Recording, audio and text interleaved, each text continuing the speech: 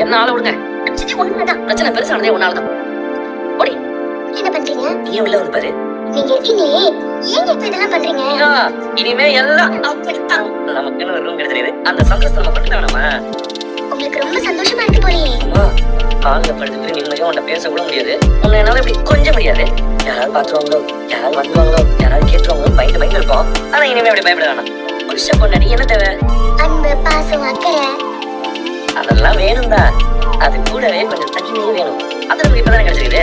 உண்மைதான். ஆனா ரூம் கிடைச்சிருச்சீங்க, நம்ம மாடியில ரூம் கட்டாம இருந்துடக்கூடாது. அது நீங்க மறந்துடாதீங்க. நான் ஏன் அதெல்லாம் மறக்க போறேன்? இதுவே நமக்கு நிரந்தரமா கிடைச்ச ரூம் கிடையாது. இரவெல்லாம் கிடைச்சிருக்கு. இந்த ரூம் வாங்குறதுக்காகவே அம்மா சீக்கிரம் மனோஜுக்கு ஒரு கல்யாணம் பண்ணி வச்சாலும் வச்சிருவாங்க.